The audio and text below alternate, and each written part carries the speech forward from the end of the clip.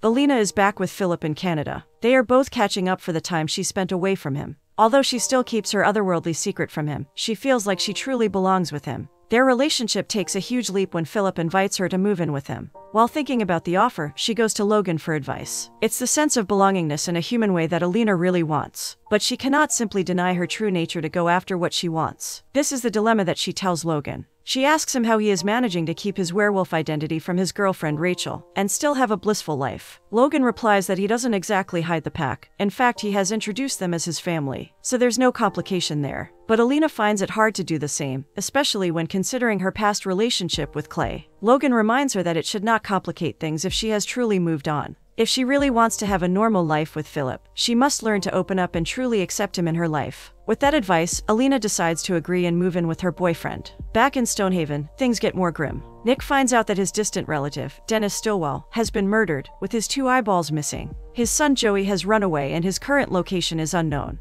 Antonio has a forbidding hunch that it will be him who's next. Jeremy assures him that it will not happen while he is still the alpha. Interrupting their conversation is Sammy Boggs, a lone mutt who brazenly challenges Jeremy for his position. At first, Clay deals with him, warning him to never issue the challenge again. But it seems the audacious mutt never learns. So Jeremy shows him why he is the alpha. Without breaking a sweat, he pins Sammy down on a table. He asks Clay to bring him to the crypt downstairs and interrogate him. It's not every day that a lone, nomadic mutt comes to your doorstep to issue a challenge for being an alpha. There must be a reason why Sammy is here. It turns out, they are right on that point. Clay finds various receipts in Sammy's pockets, indicating his travel from another state. This means he's collecting his expenditures in the hopes of refunding it from the one who sent him. Eventually, he admits it is Carl Marston who sent him. Jeremy asks Clay to do some dental work on Sammy and send him back to Marston to send a message. In another plotline of the story, Rachel informs Logan that she's pregnant. This doesn't exactly thrill Logan, as he knows the implication of a woman getting impregnated by a wolf. He chooses to stay with her and refuses to answer any calls from the pack. Alina and Philip attend his younger sister's wedding. Despite the passive-aggressive behavior that Philip's mother shows, Alina remains graceful and kind. At one point, she overhears her boyfriend convincing his mom to accept her. Philip assures his mother that Alina will not run away. Will that be true? Complications arise again as Alina sees Daniel Santos crashing the wedding reception. She confronts him in an empty hallway, asking him why he is there. Santos tells her he has come with an offer. Away from the pack, Alina is now considered a lone mutt. Her life will be in danger, especially since Marston and Kane have identified her as the pack's ally. If she will go with him, he can ensure her safety. Alina's response is tackling him forcefully against the wall, and telling him that she would rather die than ally with him. Then Jeremy calls her and tells her to come home. She does her best to refuse the alpha's order, but it's the second call that makes her do otherwise. Clay calls her in an emotional state, telling her that he needs her. She goes back to Stonehaven, leaving Philip with an apology and no explanation. She comes back with a package from Santos, left in her jacket on the night of the wedding reception. It contains the missing eyeballs from Dennis Stillwell. A call from Santos confirms that it was him who took Dennis's life. It's clear that he's taunting the pack, and he's good at ruffling their furs. He knows well that Jeremy doesn't intend to let him back into the pack despite the information he gave them earlier. So, Santos offers a truce. He asks Jeremy to meet him, not in Stonehaven, but in a place where they can both stand on equal grounds. The alpha agrees. After the call, he delegates tasks to his pack. Clay and Alina, since they both work well in tracking missions, are sent to scout the meeting place earlier and make sure it is safe. Antonio will go with him, while Nick will stay at the manor. The time comes for the meetup. Clay and Alina are already in the place, scouting it for any unwanted scent. Unbeknownst to both, Kane is watching from afar. In his wolf form, he attacks Clay, who gets distracted by a box delivered by a boy. Alina, seeing this just in time, transforms as well and runs into Kane. Clay sees this and throws a heavy drum on the black mutt, which makes it go away crying in pain. He calls Antonio to warn them, but it will be too late. The two are on their way when they meet a woman lying in the middle of the road, unconscious and bleeding. Antonio wants to leave the woman, but Jeremy wants to help. His kind gesture proves to be a fatal mistake. The woman slices Jeremy on his knees, while Santos comes out of the bushes and hacks Antonio. Joining the skirmish is Thomas LeBlanc, the owner of the scrapbook from the previous episode. He lands a critical hit on the alpha by stabbing him in the stomach. Jeremy and Antonio fight for their lives as the two rogues viciously attack them. In the end, Santos also lands a critical hit on Antonio. When Clay arrives to help his pack, the two run away, their work seemingly done. They drag Antonio back to the manor. Jeremy, Nick, Clay, and Alina all scramble to apply first aid and stop the bleeding. Yet, even with their huge efforts to save him, Antonio knows that they can only wait for the inevitable. Even with that, Jeremy falls on the ground, as his wound has caused a lot of bleeding. Meanwhile, back in Canada, Philip works on his new client's business venture. Recently, he has been contracted by the wealthy businessman James Williams to do advertisements for his new product. Being good at his craft, Philip comes up with a good tagline. Williams is happy about it, but he wants Philip to use a viral video as the center for the advertisement. The video is about two wolves fighting near a beach. Philip decides to track down the creator of the video to buy the rights. He calls his ex-girlfriend, Sylvie, knowing that her prodigious skills in information technology can help him. She is confident that she can find the video maker. Indeed, she traces the original video back to a certain Nate Parker. Philip decides to buy the rights of the video for $5,000. In another place, specifically a housing made of trailer trucks, Kane is having a romantic time with his girlfriend.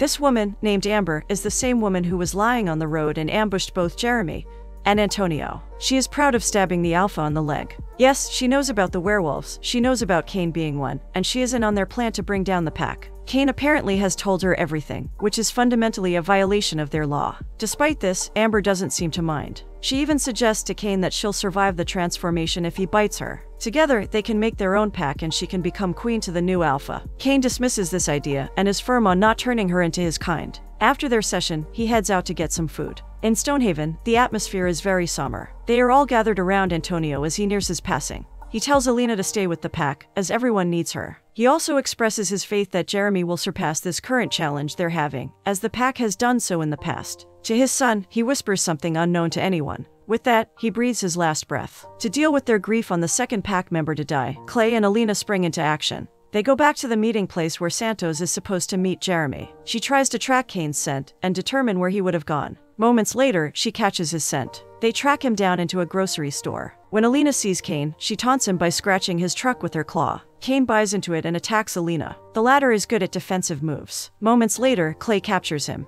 They both bring Kane back into the Manor's crypt, where Clay starts interrogating him. After this, Alina decides to call Philip. She makes another excuse to hide the truth, which the poor, loyal guy buys. Alina asks him to stay with her even after all this, and Philip says yes. After the call, she hears Jeremy drop on the floor. When she rushes to him, she can see him getting paler and paler. They deduce that the knife used to stab him must be infused with poison. Clay immediately goes to the crypt to intimidate Kane into telling what poison they used with Jeremy. But the guy has a neat trick up his sleeves. Clay won't be able to question him if he is in wolf form, will he? He growls towards Clay, who has caught on to what he is doing. Clay also has a trick up his sleeves. He injects Kane with a tranquilizer. The wolf is helpless as it slowly falls to the ground and loses consciousness. When he wakes up, Kane finds himself chained outside of the cage, and not in a way that he can simply get out of. If he tries to transform into his wolf form, his tied hands will cause his shoulders to rip out of their sockets. Not wanting to risk the pain, Kane waits for Clay to start with his interrogation. Clay asks again about the poison used on Jeremy, but Kane seems to not know. In addition, he mocks Clay by recounting how he and LeBlanc pinned down Peter Myers during his last moments, how he sat on top of him while the other slashed his throat.